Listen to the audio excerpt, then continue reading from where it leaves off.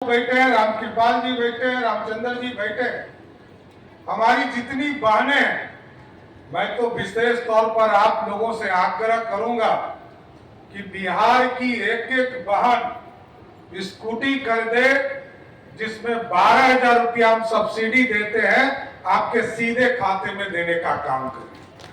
तो और यदि 4 चक्का गाड़ी आप खरीदेंगे जो ईवी से रिलेटेड होगा तो उसमें भी 1 लाख रुपया आपको बिहार सरकार अपने खजाने से देकर आपको गाड़ी खरीदवाने का काम करेगा।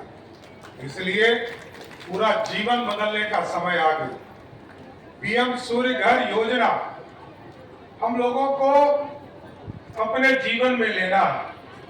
अभी आपको जानकर खुशी भी होगी और वित्त मंत्री के तौर पर मैंने काम किया है तो थोड़ा दुख भी होता है कि 23,000 करोड़ रुपया हम सिर्फ बिजली में सब्सिडी देते हैं। इस देश के किसी कोने में ऐसी व्यवस्था इस देश में कहीं नहीं है।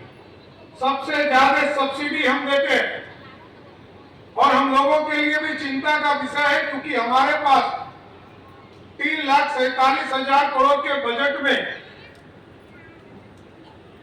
60 से 70,000 करोड़ ही अपना संसाधन है और मात्र उसमें से 1/3 राशि हम सब्सिडी सिर्फ बिजली के सब्सिडी में देते हैं। तो मैं जरूर आग्रह करूंगा कि अपने घरों पर सोलर युक्त बिजली उत्पादन केंद्र लगा, यंत्र लगा और हम लोगों ने तय किया कि हम पूरी तरह इंसेंटिव देने का काम करेंगे। अभी लगभग 5 लाख घरों को आदरणीय प्रधानमंत्री जी के आशीर्वाद से 33,000 रुपया भारत सरकार और जो बचा हुआ पैसा है वो बिहार सरकार देने का काम करेगी। लगभग 5 लाख घरों पर अगले 31 मार्च के पहले ये भारत सरकार के साथ हम लोग एमओयू करके इसी 15 तारीख से शुरू करने जा रहे हैं।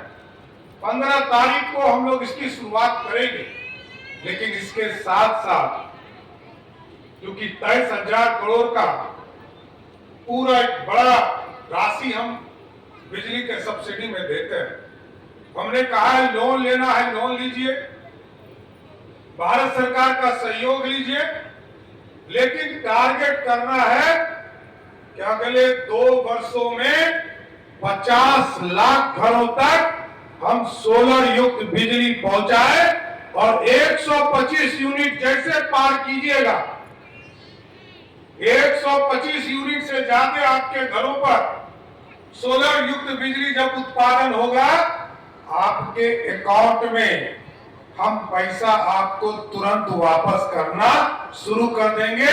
ये कमाने का भी जरिया हमारे लोगों के लिए हो जाएगा और इसमें भी विशेष तौर पर हमारी जो जीविका बने इसको हम जोड़ने का काम करेंगे, उनको अलग से इंसेंटिव भी देने का काम करेंगे, लेकिन ये पूरी व्यवस्था अपने जीवन में लाना है।